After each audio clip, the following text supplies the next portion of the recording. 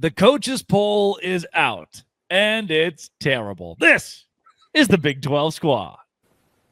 The NCAA tournament is here, and so is the bracket.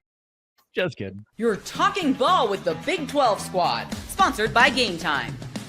From Oklahoma State to Utah, from Kansas State to BYU, from Houston to Texas Tech, it's the local experts of the Locked On Podcast Network bringing you scoops, breakdowns, and the most comprehensive preview of the upcoming Big 12 weekend. Buckle up. It's the Big 12 squad, and we have a seat for you. No hurt feelings and thin skin allowed. Squad up.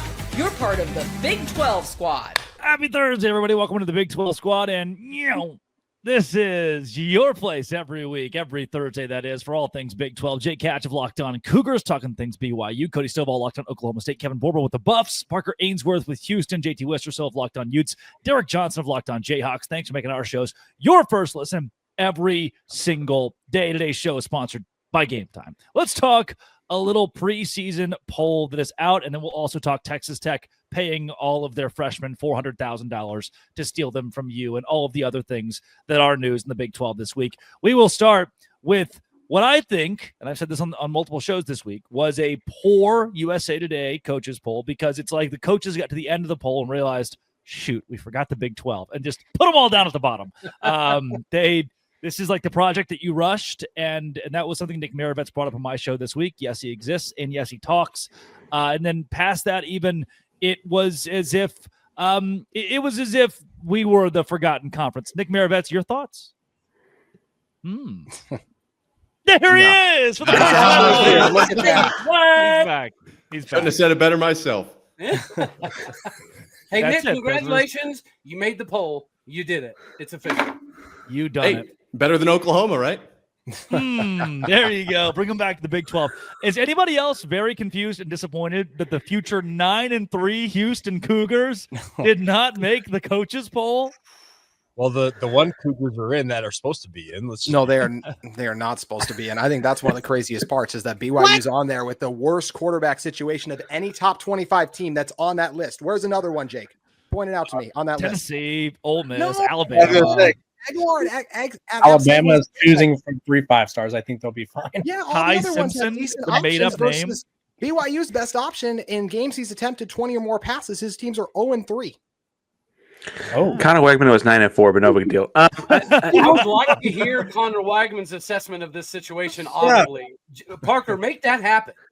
That's Paul's job, actually. That's Paul's job. Do an impression, I Parker. will say, well, y'all joke with me about the Houston Cougars, and we'll or whatever, and I'm sure that'll happen until the I game am starts. not joking, Parker. I think we're gonna be all right. Please they don't will say be they should be good. on this No, list. but one thing I will say, and Wegman aside, everyone is talking. I think it's kind of building about how like the Big 12 quarterback thing is all right, and the SEC quarterback thing might be down, and like it's the most important position in sports by like a large margin. Mm-hmm. And it's like they forgot about that when making this poll. Like it's like it didn't factor in at all. Let's clarify one thing, though.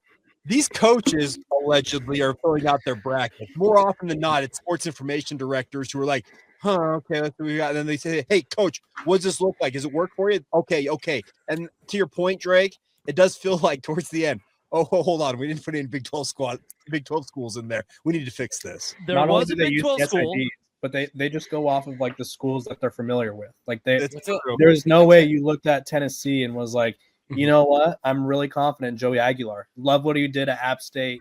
Was loving what I was seeing from him. Or like even Where's Michigan on there? Why is Michigan shouldn't be on Why there? is Illinois at 12? Why- Ole Miss happening? Why is Indiana Ole Miss on is it starting at a all? 16-year-old. Like what is happening? Brett Bielema was calling in favors, everybody. Let's be real. I buried the Drake, lead. you asked if we were surprised or disappointed.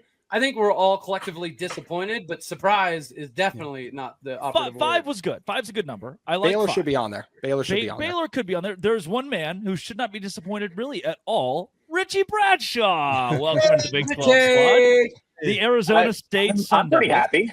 Yeah, I'm you good. should be fairly happy with you later 11 then. in the country. Leave. I mean, if you go, what was it? If you go 10-2 with this, if you win 10 games at 11th preseason, I mean, you're definitely in the college football playoff.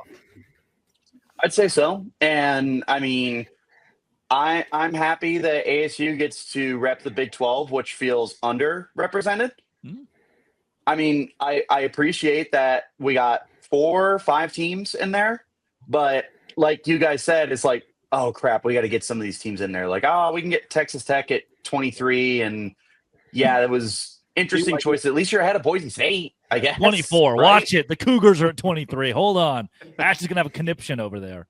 Yeah, I don't know. They confused BYU and Baylor, I guess. They're like right there on the keyboard. So Yeah, makes sense. You guys love the Baylor Wrong Bears. Huh? Cougars. That was my play. I thought it was the wrong Cougars. They got how many? But Baylor's got how many guys coming back on offense? Right, was one of the best offenses in the country to end the year. One of the best quarterback running back combinations. And Dave Aranda, I know the defense wasn't great. I trust him to get the defense figured out.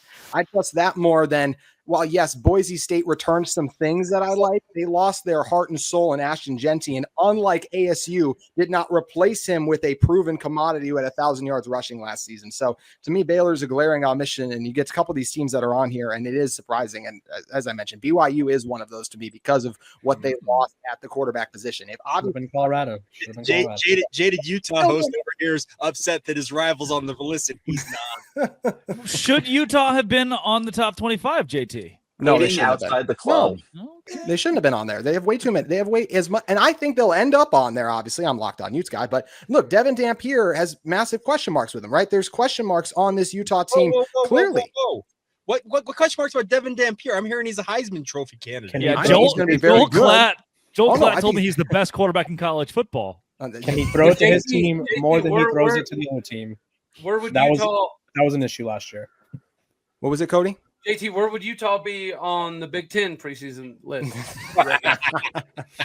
I will say this. I think Utah will be good, but when you just look at the things that Devin Dampier has to prove, I think it's fair to not be on a preseason list with so many things you have to accomplish. That's why I just look at a Michigan and I'm like, what are you guys doing up there? And I think another one, Drake, you pointed out this earlier today. Why is Florida in here? Yes, I like DJ Lagway. Maybe he can boom, but there are massive questions on the roster too. I will say this to you guys though, because I know you guys are down on like Illinois and Indiana being on there, and SMU is throwing a shade at too. I feel like I'd like those teams better than a BYU right now, right? Because at least with those teams, I get returning quarterback play. Wow. I cannot believe I'm that's why about they're to ranked ahead of them. If only we had a head-to-head between two of those teams that played out last year. Yes, and it was a 3-point game, and you don't have your quarterback. Once again, the most important position in football. Jake, who is your starting quarterback? You've had like a week of camp now. Do you have any idea? Nope. Still don't. It's Jake. It's Jake. That's the whole point. It's Jake. But Jake, don't they? Other than the quarterback, which is obviously a massively important position, but outside of that position, doesn't BYU return like 85% of its production outside of the quarterback play? So if you have a game manager that doesn't turn the ball over, I think it's fair to expect BYU to have a 9-10 win season, which would put them in the top 25. Remember the name LJ Martin, boys. He looks absolutely night and day different this year than he did last year, even. I don't like that. But we don't play you, so go LJ Martin, baby. To Jake's credit, though, BYU is not the only team in the top 25 with question marks at big returning spots, right? Like that seems to be like everyone has these problems with college football and modern college football and guys changing teams and all this kind of stuff. But clearly, when coaches picked the top 25, they weren't giving any credence to returning guys at all. Like that's not across the board anywhere on this. Ole Miss's starting quarterback's name is Austin Simmons, which is Chat GPT. Write me white guy SEC quarterback name. And he plays baseball and he's a lefty, boys. That's a really fun game. Real SEC quarterback or not. Fun game would be real SEC quarterback or not with just random names. This is going to be a really fun third segment. Probably also mention Austin Simmons is not white. Wow. He's got a whole story. He graduated high school with like a 5-something GPA. And he's like 17 or something. He's the whole thing, Drake. Come on now. Wow. I've never heard of Austin Eric, Simmons. he might just stand really, really good. The only thing I will say that is fair is we rave about Tech having a top 5 portal class. Ole Miss had one too. So I feel like if we're going to elevate Tech because of that, it's only right to still have Ole Miss in the top 25 because they had bring in a lot of talent too. They have a returning quarterback.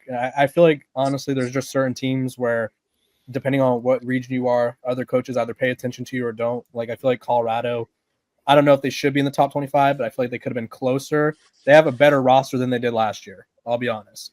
They had more stars last year, but they have a better roster. Was that a Heisman Trophy winner? Dude, the and a offensive quarterback line, whose jersey's retired? You could have picked any 5 of us to be the offensive line. It wouldn't have mattered. It would not have mattered. You have a 5-star left tackle. That's one of them. Luke There's 4 guys, Kromenhoek Richie. a real quarterback in the SEC. All right, coming up, let's talk about the quarterback battle, because that seems to be like a prevalent topic with the Big 12 squad.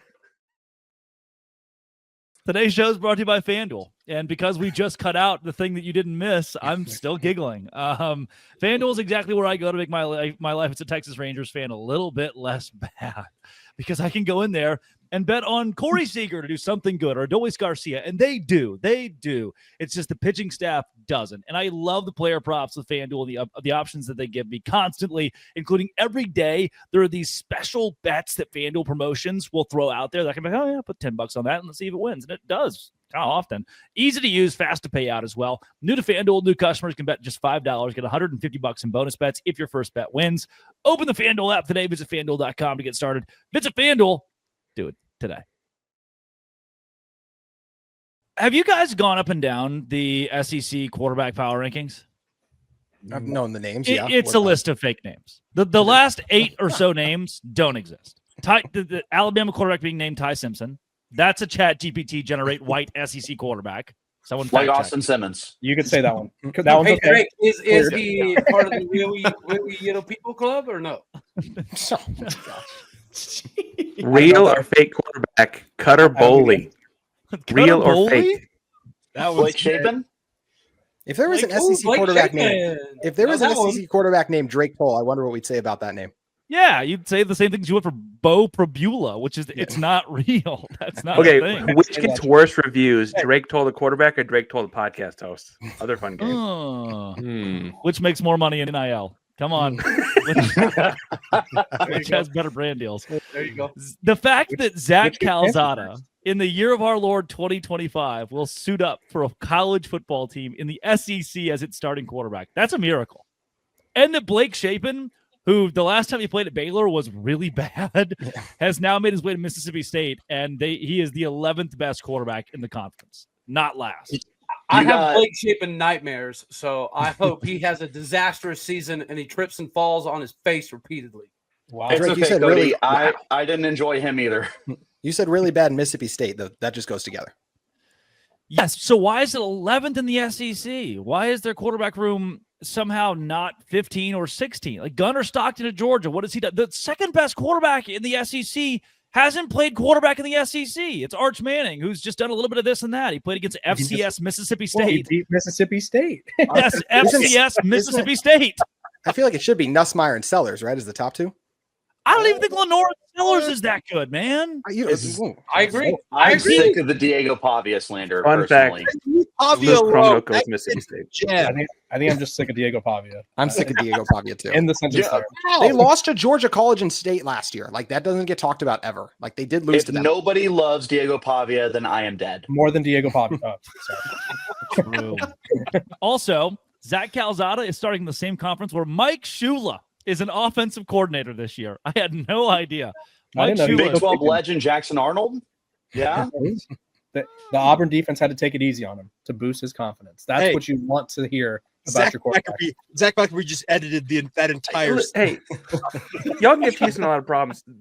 Houston gave Jackson Arnold a lot of problems last year. Actually, when y'all should have won that game. Oh my god, should have won that game. Anyway, the biggest win of week 2 for us, actually. And Parker, I'm a little concerned though because a lot of those pieces from that defense are gone, aren't they? We're talking about 9-3 Houston. That's one of the things I have concerns. And the D coordinator leaving. Defense that absolutely shut down Utah. Okay, yeah. Yes, their backup quarterback. Yes. we could have shut down Utah. They couldn't complete a forward pass. Actually, our game was we scored a little more in our game, Kevin. And Drake, you know precisely why Mississippi State's 11th with Blake Shapen. It's the Big 12 effect, right? They're not going to admit it, but secretly they understand that this is the quarterback league in the country. Will Howard? Anyone heard the name? Yeah. Hey. National champion. Alan Bowman, huh? Richie, your Sun Devils cannot lose to Mississippi State because that's a terrible look for the conference. The best team from last year losing to the worst SEC team would be disastrous PR. That's true. Yeah, that would be bad. Same thing with Baylor. I'm not looking forward to that trip either because that just smells like a trap game. You've never been to Starkville, obviously. It also smells like Starkville, Mississippi. Yes. When's the last time Green, real or fake quarterback? Talon Green. Talon Green. Oh, Talon's that's pretty real. good. It's Arkansas, right? Talon Green's a legend. Yeah, Hasn't he been playing college for 10 years? He's thrown into a receiver that's like 30. plays baseball or something. Well, that check. Oh, I did see that. Hey, what's Talon ranked in the Big 12 SEC ranking? Like 4th or 5th, 7th Okay. actually. Seven. Soon to be That's married, fine. it says on the CBS Sports ranking of their SEC quarterbacks. That's worth 2 more spots to get him at the top. So what we have here is drum roll. Garrett Nussmeier, I'll give it to you. Good. He's good at football. I'll give it that one you can have. Arch Manning has never been a full-time starter in the SEC. Lenora Sellers, I don't really know who that is. John Mattia, never played an SEC game. DJ Lagway, never been a full-time starter in the SEC. Diego Pavia loves himself, plays for Vanderbilt. Talon Green went 3-9 last year. Austin Simmons, But getting married.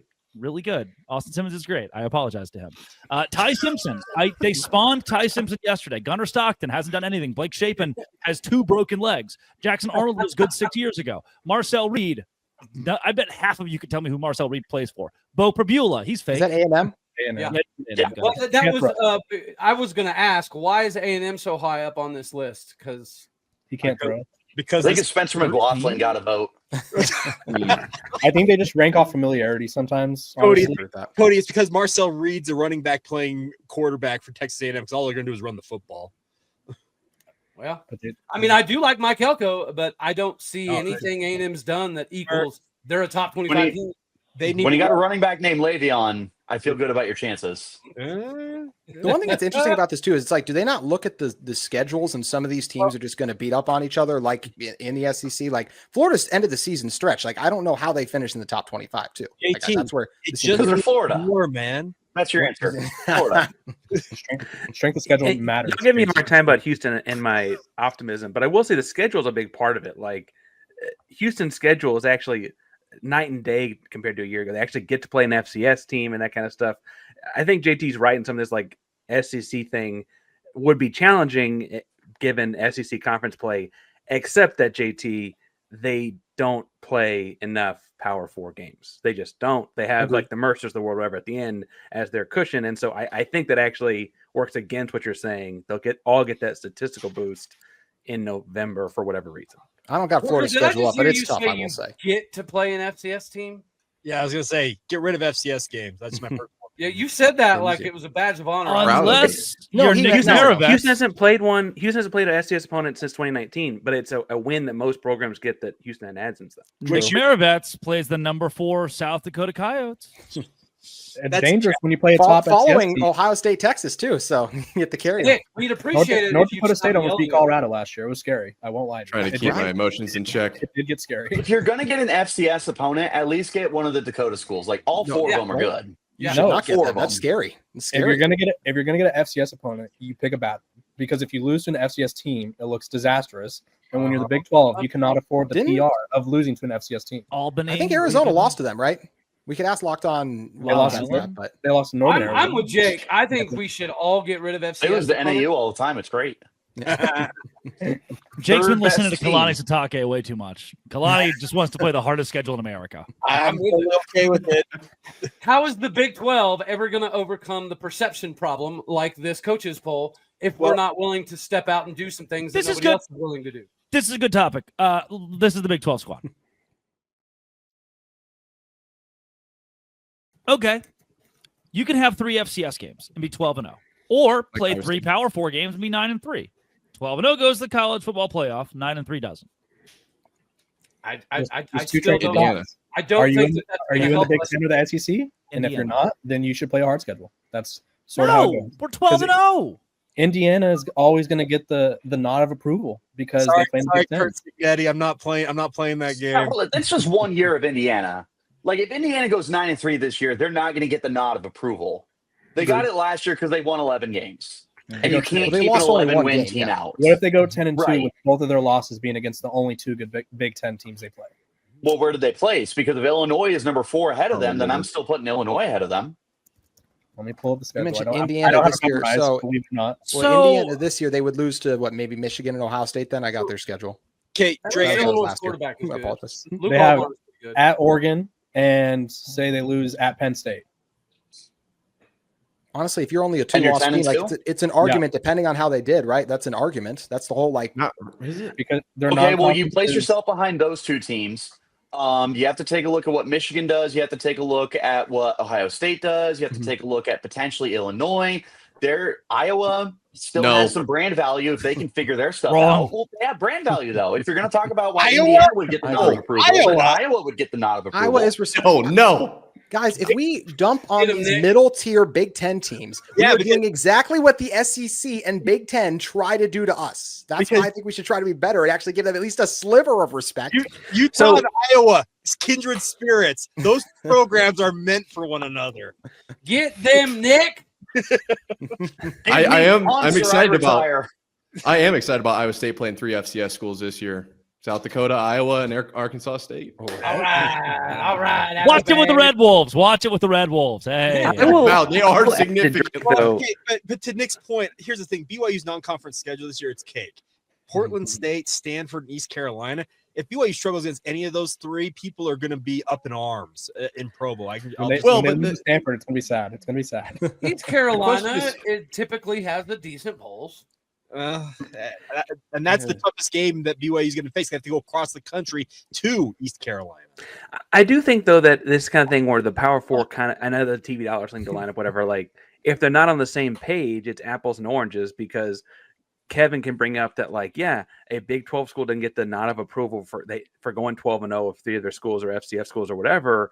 But truthfully, the comparative apples to apples deal would be if each conference said, hey, you have to play 10 Power 4 games that can be non-conference and like some sort of a deal to qualify, because I think a big part of playing an FCS school in November is not that it's an FCS school, it's that it's in November and it's kind of an extra week to get healed up and healthy and rest your starters during practice and no one plays after halftime.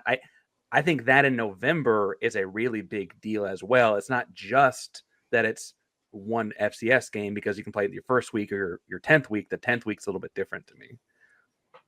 You know, Cody, you mentioned something earlier. What you mentioned about like what's going to change for us to get our respect or something along the lines of that earlier. What's going to have to change is we need to beat them in the playoff. That's the only way this is going to change. If ASU gets over that hump, if you win head to head, what are they going to say? Then they can't take that away from you. So I think that's the only thing that's going to change is you got to beat them head to head. They didn't respect us See, enough what if you to go give ASU the 12-0? top 4 seed. They didn't respect us enough to do that. So why would we? Yes. I With think Cody here, no one's answered my question. You went 9-3 or 12-0.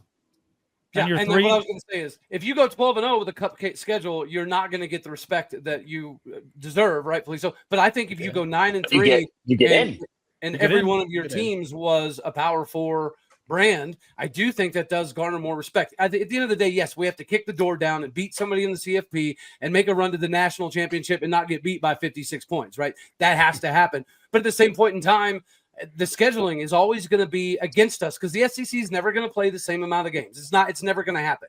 So the only way the Big 12 can counteract that, in my opinion, is being more aggressive in scheduling so that at the end of the season we can say, yeah, but we didn't play Mercer. We played Oregon. Yeah, we didn't play Portland State. We played Indiana or something to that effect. But what's going to happen, Cody, and it happens every year, is the ESPN analyst at the desk is going to say, well, that was a different TCU team. That was a different Indiana team. That was a different Alabama. That was a different whoever. It's going to be, oh, well, now this is how it's. So when you're put in the hands of human beings who are subjective and ESPN pays for this, and so they want to see the better matchups, the better brands up there, what the Big 12 needs is 12-0. It's a lot harder to keep out 12-0 than it is 9-3 with a great resume. Those 12 wins book you a ticket. 9-3, they're going to say, well, or even 10-2. They're going to say, wow, well, yeah, they beat Oregon right here. Yeah, they'll say, yeah, Oklahoma State beat Oregon, or BYU beat SMU, but that's a different team. That's before they figured out the quarterback, before they figured out this. But well, somebody's hurt now. That's the issue. Is it will always be some excuse to not let the Big 12 in as long as we're not undefeated. So I really want to argue with you, but that's pretty fair. So but Drake, you also have. Go ahead, Jake. Well, I was just say, shouldn't we be looking more at like we talked earlier about the quarterbacks being kind of the reason why we need to have people pay attention to the Big 12? Well, these quarterbacks in these big games in the non-conference this year, Richie, you need to have Sam Levitt go off against Mississippi State. You've got to have him shine on the national stage because those are the headline makers that are going to cause the Big 12 to be more seen by people because quarterbacks, they draw eyeballs. And Sam Levitt, for example, needs to shine. For Sawyer on Friday night against Auburn. Even Dampier for Utah against UCLA on opening night. He's got to go off the Rose Bowl. I think our game versus Hayden Oregon. Salter versus Haynes King, anyone? I'm not saying we're going to win, but I do think our game against Oregon will surprise people. Well, and Connor Wegman against Oregon State, I'm sure, is on everyone's radar. But on a more Blake Murphy, right? That's but on a real note, though, I think the other thing is when it's subjective, as Drake pointed out, a big deal is storytelling. ESPN wants to tell stories. ABC wants to tell stories. An undefeated story is a story. A 9-3 team is not a story. And they would rather talk about an undefeated team potentially making a run through a special season than a 9-3 team when that's just a better story. And it could be Iowa State, it could be Utah, it could be BYU, and it could be Arizona State. They would say, what a stunning feat in college football to go 12-0. This ragtag group of boys. It's always how they pitch the Big 12. It'll be these underdogs who found a way to go 12. That's what the story is going to be. No matter how good you are in the preseason or how we all know that Arizona State's going to be good, it's how they'll pitch it at 12-0. Yeah, and you also have. Go ahead. Someone go. You have the problem that the SEC has, where their 9-3 teams are right there. Big 12 is not. Colorado was not sniffing the playoff last year. If we did not have guaranteed seeding, Clemson was missing the playoff, and I think Alabama was number 12 or number 13. They would have gotten that spot if you didn't have automatic qualifiers. And they were a 9-3 team, and they did not win 10 games because they lost in their bowl game against Michigan. So that's another thing the Big 12 has to go up against. But I want to get back to, I think Kevin said it earlier, with if ASU beats Texas, you get a little more notoriety. I don't know that that's necessarily true, because let's go back to that ASU Texas game. There's a lot of refs involved in that game on both sides of the coin there. ASU wins that game. Yeah, but that the Big 12 won't get that nod now. You can play that both ways. ASU should have won that game because of the refs. You know what I mean? So, but that's the problem. It's always going to go. Everyone says, "Oh, ASU didn't win that game. They got a lucky call. That wasn't a targeting call." Like that. That's the stuff that the Big 12 still has to go up against. The SEC doesn't have to go up against that. The people who are complaining about the no call targeting on Melcon Stovall was everyone in the Big 12. Nobody in the SEC cared about that. They were just moving on to take on Ohio State. If you flip the script and you have Matthew Golden does not get called for a targeting call that ultimately flips the game in ASU's hands, that's all you hear on ESPN for the next week. Former Houston Cougar Matthew Golden. The SEC is a brand, and the SEC has impenetrable PR, and the Big 12 does not. And the Big 12 needs to. I also think that's what we're fighting against. Really overhyping. If Arizona State wins that game last year, it's the one-off this year. It takes multiple bites of the apple. It will take this multiple times. It won't just happen with one. They still bring up TCU though. That's the only thing I'll say. Like, we still need a counter to what happened TCU Georgia. I know TCU beat Michigan. Yeah, here's the counter to beat Michigan. Georgia. But it was so bad against Georgia. It was so bad that we need a counter to that. I just don't think we're going to break this perception of the Big 12 unless we do something fairly dramatic to counter it personally. We get two teams in. Two teams go 11-1. One losing the conference title game. That's the best way to get it. That's all I can say. That's your absolute best case scenario. But are we still sure that we would get the benefit over a fourth 10-win team in the Big 10? I don't know. Depending if it's just that much of an obstacle that the Big 12 is facing right now. Right, wrong, or indifferent. The Big 10 is going to get both teams in their conference championship. Like, will the Big 12 ever get their winner and the runner-up in? Yes, they know what happened with the ACC last year. If they get what the ACC got last year, where the team that lost only had one other loss in the regular season, like, that's the reason Clemson got in, right? That's how you get in. You need two 11-1 teams, or the other team that makes it in, like, one of them wins and the other one's like, well, they only have one loss. I will still say this, just a reminder. I know ESPN committee, all that. They did the right thing by putting SMU in last year. I still have hope they would do the right thing and put a Big 12 team in. Jake, they did do the right thing, man. Jake, we didn't want to see Alabama. They just got slaughtered by Jackson Arnold. Yeah, but it's not binary. It's not SMU or Alabama. There were that's exactly what Jake's saying, is that there were other I'm with Jake here. It's not binary. It's not this was fun, Cougar. And we yelled at each other, and we still all love each other at the end of the day. And I like that. I like a little controversy. Are you sure? Yeah, I love most of you. This has been and always will be. Thanks for making us all your first listen every single day. The Dose Grande Squad.